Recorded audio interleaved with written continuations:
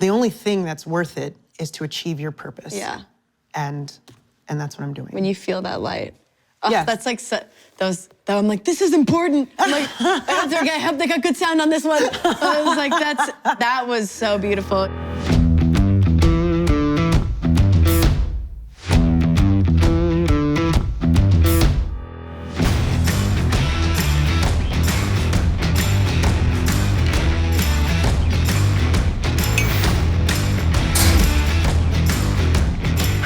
And welcome back to Pick Last in Gym Class. This week, I'm joined by Lachi, a visually impaired EDM recording artist who abandoned an aspiring accounting career to pursue her passion. You have a really interesting origin story. Give me a little background information on you. So I am the 6th of 7 children to a Nigerian immigrant family. That's like a classroom. So that's, yeah, that's a lot of children in one house. And my mother was studying for her PhD and my dad was working full time. So it was just rowdy and rambunctious from the beginning. And we moved around a lot, work-related moving. So I lived in West Philly, I lived in upstate New York, I lived in North Carolina. We were just everywhere, so that's my childhood. And of course, being in a Nigerian immigrant family, we were all about studying, we were all about education. So I was actually supposed to be an accountant. That's very exciting. Because I'm good at math and numbers. Not the best with money, but definitely the best with math. And so I studied economics and business when I was in college, and then I was like, you know what? I can't be two humans. I either gotta do my passion or I gotta do accounting. And that's pretty much how things went. That's kind of where the trajectory went. I mean, I was always doing music as a kid, just, you know, in little corners. I'd be writing. I drew a lot, so I drew comics, I wrote little stories, and I wrote music. And so from a young age, I was always into music in my own little world. There's always just something creative about you. Yeah, there was always sort of that little weird spark. Were you like the artsy weird one out of the 7 of you guys, or Oh, for sure. You're the creative one. I was definitely the artsy-fartsy one. All of my sisters were, they were studious, they had friends. 2 of my sisters were cheerleaders. Nice, my people. Nice. Right, exactly. Yeah. So, and one of my brothers, he was in a band, but it was just how, you know, a guy in a band, that's not that weird. It's social. Right, exactly. But I was really the artsy-fartsy all over, writing just little short stories, writing, and I would take my little, this might be giving away too much, but I would take my little dolls and I would sit them all out and they'd be the choir.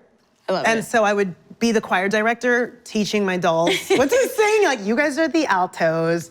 And so it was just always there, just that stupid, weird. Just always thinking about it, yeah. Yeah. That's so cool. So you also, were you born visually impaired?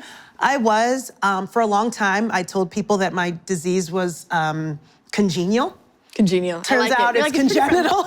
It's friendly, but it also has started early. Exactly. and it's so funny because of it, I am very friendly. Yeah. Like, it's hard to explain. It'll be like, let's say, for instance, if I walk into a bar and everybody stares at me because I'm just, you know, I'm a little off and weird. You're also stunning and beautiful and just like breathtaking. Well thought. But like, okay, let's say for instance, I walk into a bar I'm not supposed to be in, if you know what I mean. I'll just walk straight up because I can't really see people staring at me in that way. So I'll just walk right up to the bar, order a drink, and talk with my obnoxiously cultured self. And then eventually people just are drawn to it because they're like, well, I guess she doesn't care. And it's not that I don't care, maybe I would, but I just don't notice. Yeah, you're like, conveniently, I really actually can't see you. Right, exactly. But yeah, so I was born with it. It's actually a disease called coloboma where my retina didn't develop fully. So I've actually got like a big hole in the middle of my vision and low visual acuity. But hopefully science will eventually figure something out. Yeah, you're like, just to see slightly. So do you see like the periphery, but nothing really focused? I see the periphery, and it's not a huge hole in the middle. It's a very defined hole. Yeah. And sometimes if I really try to figure out where it is, I can figure it out. But my brain sort of compensates for it. Yeah. Plus but your brain's busy doing my other stuff. right, that Orchestrating too. dog choirs. I knew I was going to regret saying that. No, honestly, I did the same thing. Beanie Babies were my toys of choice, but Okay. like, we had concerts. Whoever will we did sit a lot and of talent listen. shows. Yeah, exactly. We did a lot of talent shows over the years. Exactly. There's something really interesting, like in my career and like just my diving into the world of disability. I think a lot of people don't understand, especially visual impairment. They're just like, oh, you can see or you're completely blind. Right. They're like, it's only like you can see or it's pitch black all the time for you. Exactly. And like the range of that just like is so mind blowing for a lot of people. It is. It's interesting. We call it partial. So there's visual impairment, there's fully blind, partially blind, and for those who are partially blind, there's low partial and high partial. Yeah. I am actually considered a high partial. Okay. So I can get around without a cane, without a dog. But if I gave someone a pair of my eyeballs right now, they would not be able to do anything. Yeah. But because I was born with it, I see the world as I see it. Yeah. It's just your perspective is It's just my yours. perspective Yeah, is mine, and since it's not hindering my mobility, then it's all groovy. I just come off, right, exactly. I just come off looking like I'm not fully, legally blind. Yeah. So. Are you the only person in your family that had that? Yes, I am the only, now, not everybody has the greatest vision, but they're all able to correct it with glasses or contacts. Was there ever, like growing up, was there ever like one moment or one interaction where all of a sudden you were like, other people see me differently? Ooh, that's a good question. I don't think anybody's ever asked me that. They're probably not disabled people talking to you. Right, exactly. Well, I always grew up knowing I was different. Yeah. And one of the reasons is because, I always have to hold stuff very close. So I hold my phone very close, I hold my books very close.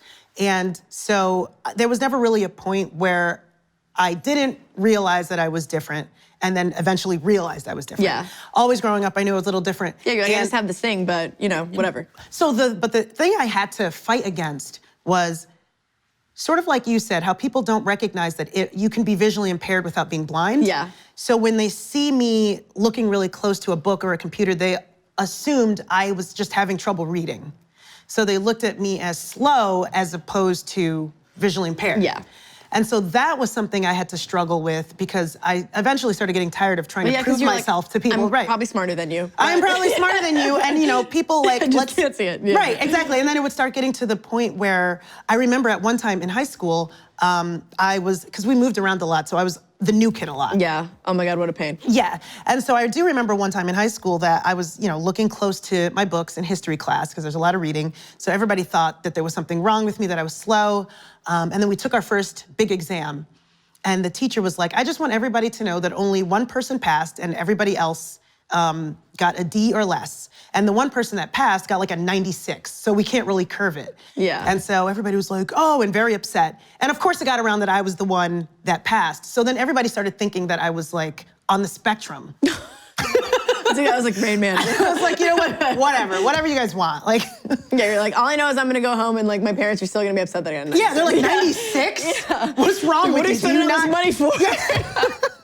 So, either way, I was screwed. So. Yeah, there's only been one time I've been like the new kid with the thing. Right. And, but yeah, when you're growing up like, you're like, yeah, that's my thing, but like, I'm chilling. But right, exactly. So when you were growing up, like you're always constantly creating. Were you, like, did music start kind of taking shape in college or was it before? It was college? Well, I did do some talent shows in high school. Yeah. Nothing like. As one does. As one does. Yeah. And so, but in college, I joined some music clubs and some a cappella groups. I had actually founded an a cappella group. And that's amazing. I started doing this thing when I was in college where the dorm I lived in had a piano like in the common area. Yeah. So I would play the piano on Saturdays, like, when I wasn't studying or whatever, I would just play the piano. And it started getting to a point where people would come to that room and request songs. That's like amazing. It'd be like drunken frat boys or people coming back from parties or wanting to go out. Or like it got to a point where people would bring a date there to just sit down and hang out and watch me sing, or people would sing along. It was a Saturday. It became like a ritual. It became a ritual. People called me the piano girl. It's like, hey, or if I wasn't there, people would be like, why aren't you? Where's Piano Girl? Where's Piano Girl? And I started getting gigs around the city from it. Okay, cool. And I started realizing like, dude, I love to frickin' perform. Yeah. And everybody was like, you need to move to New York. And I did. That's amazing. So then so then I moved there. So you moved to New York after college, but you didn't initially start after a music career. Actually, I moved to New York because Tell me. being a Nigerian daughter, I couldn't just move to New York. I had to apply to NYU and get in. Yeah. You can't just chase those flimsy dreams. Get in. Exactly. Yeah. So I applied to NYU. I eventually got in. I didn't the first time. And then It's called perseverance. I was like, what did I didn't really do anything differently. Like, oh, with the so by second no, application. you just mean yes later. Yeah, right, Yeah. exactly. So I went to NYU, and then while I was at NYU, I studied music there. So I started planting the seeds of working on my career. Okay, cool. So you were telling me a little bit earlier, though, like I want to hear a little bit of the story again, where you were like, I actually worked. You had the jobbiest job straight out of college, the most job. I had the jobbiest job. So for a while, I worked for the city, the Department of Education, and I worked there for like a year or two. A year and something. You're like, it felt like an eternity. It felt like an eternity. And then from there, I moved to the U.S. Army Corps of Engineers, actually. Wow. So for the federal government, I worked as a civilian, a program assistant, helping with permits for people building docks and stuff. Because the U.S. Army Corps of Engineers deals a lot with the waterways. Yeah.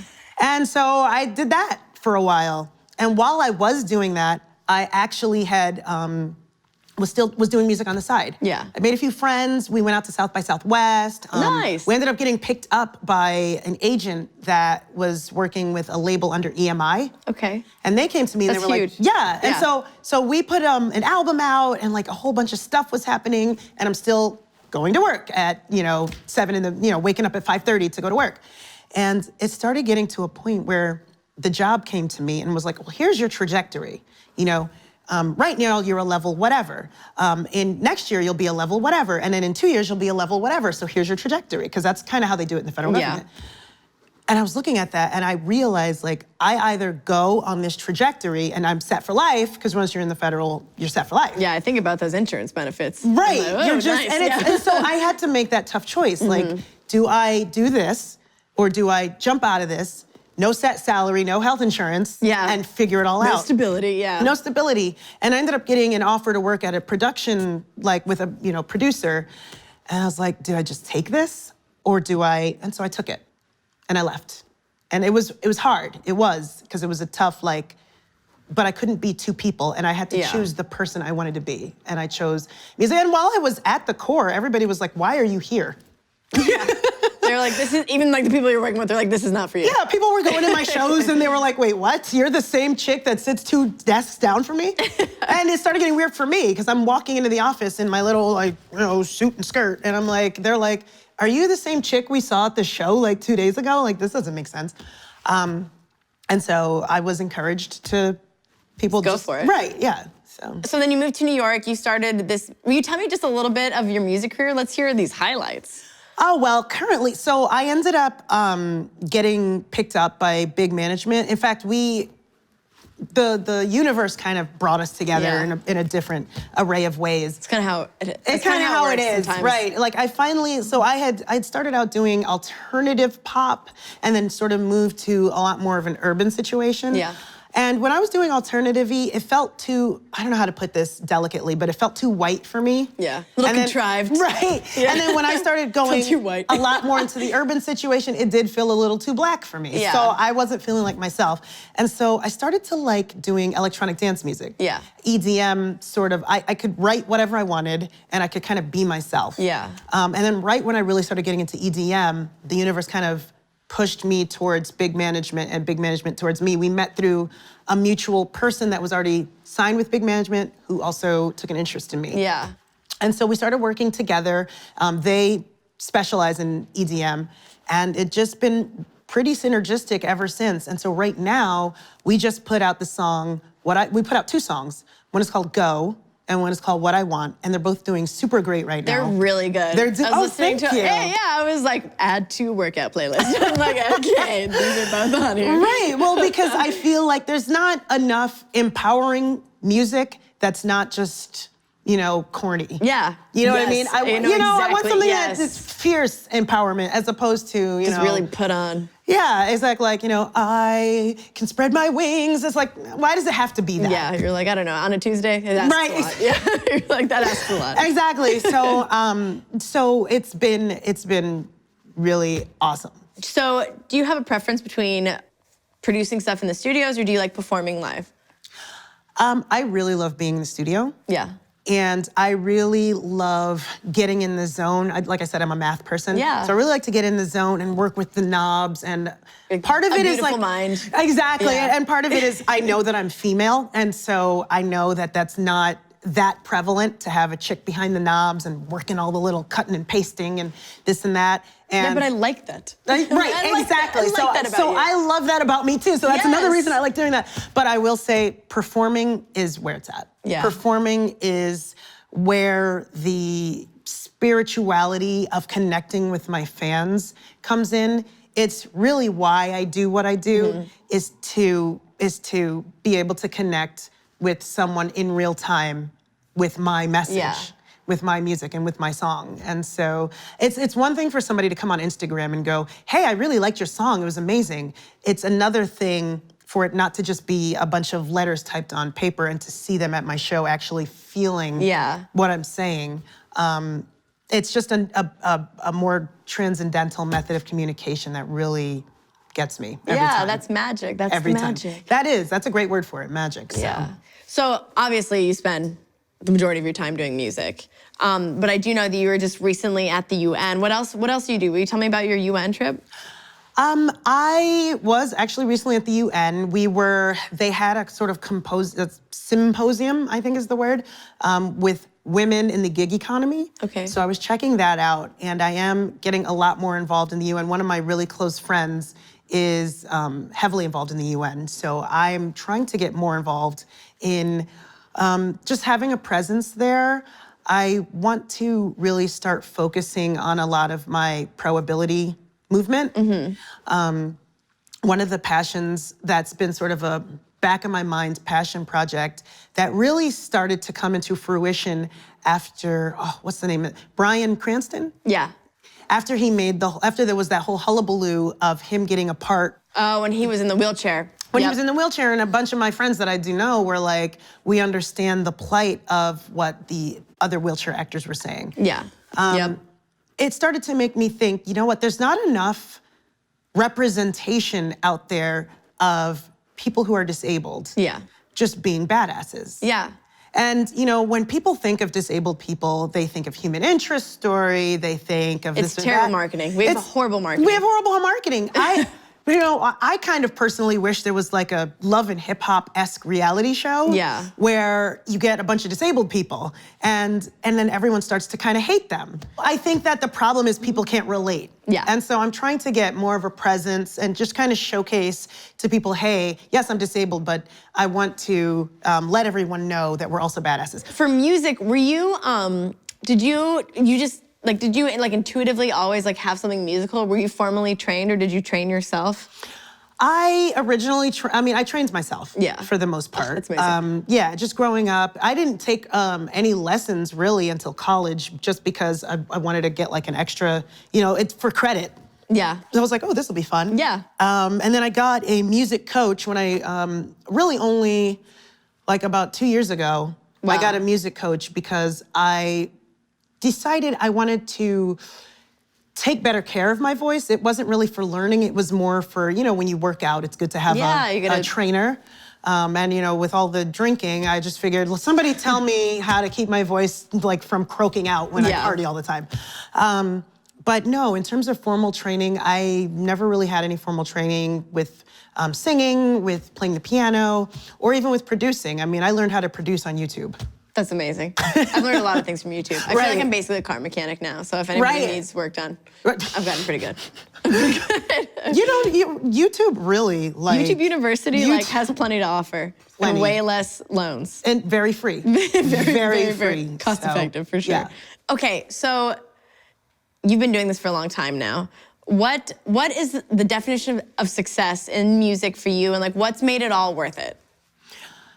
What has made it all worth it, and what is the definition of success? I would have to say that both of those questions can actually be answered with the same answer. I feel like when I was working at the Corps, even though I was making great money and paying my bills, I wasn't successful. I feel like graduating with my degrees, I still didn't feel successful. I think that success, that feeling of success comes when you are achieving your purpose. Like, you know it's your purpose. You kind of know it was your God-given purpose because you kind of feel that spark. You feel like the that, magic, You feel that magic, godly spark, and you know that that's what you're doing.